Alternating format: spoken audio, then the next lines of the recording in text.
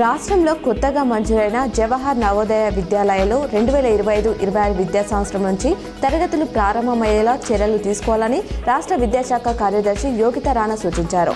పాఠశాల విద్యాశాఖ సంచాలకులు నరసింహారెడ్డితో కలిసి ఆమె అన్ని జిల్లాల కలెక్టర్లు, విద్యాశాఖ అధికారులతో వీసీ ద్వారా సమీక్షించారు. ఈ నెలాఖరులో స్థానిక సంస్థల ఎన్నికలకు నోటిఫికేషన్ రిలీజ్ కానున్నట్లు సమాచారం. నిన్న సుదీర్ఘంగా జరిగిన కేబినెట్ భేటీలో దీనిపై కొంతసేపు చర్చ జరిగినట్లు తెలుస్తోంది. ఈ నెల 10న మరోసారి కేబినెట్ భేటీ అవుతుందని, అందులో పూర్తి స్థాయిలో నిర్ణయం తీసుకోవాలని చర్చించినట్లు విశ్వసనీయ సమాచారం.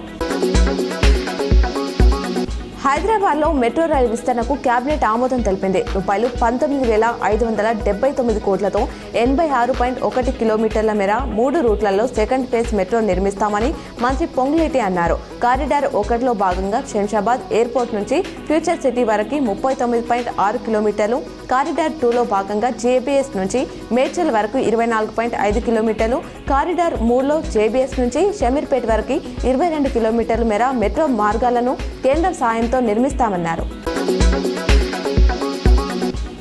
ప్రతి గ్రామంలో బీటీ రోడ్డును నిర్మిస్తామని మంత్రి పొంగులేటి శ్రీనివాసరెడ్డి వెల్లడించారు. ప్రతి మండలం నుంచి జిల్లా కేంద్రం వరకు డబుల్ రోడ్డు, ప్రతి జిల్లా నుంచి హైదరాబాద్ వరకు 4 లేన్ల రోడ్లు, లింక్ రోడ్లు నిర్మిస్తామని వెల్లడించారు.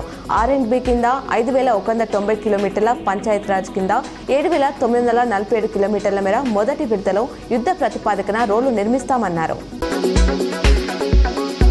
తెలంగాణ ఉద్యోగులకు 2 DAలు ఇచ్చేందుకు రాష్ట్ర ప్రభుత్వం అంగీకరించింది. తక్షణమే ఒక DAను ఇస్తున్నట్లు డిప్యూటీ సీఎం బట్టి విక్రమార్క ప్రకటించారు. 2వ DAను మరో 6 నెలల్లో ఇస్తామన్నారు. అలాగే ఉద్యోగుల హెల్త్ కార్డు విషయంలో ప్రతి ఉద్యోగి నెలకు 500 చెల్లిస్తే ప్రభుత్వం కొంత మొత్తం జమ చేసి ఈ మొత్తంతో ఓ ట్రస్టును ఏర్పాటు చేస్తామన్నారు.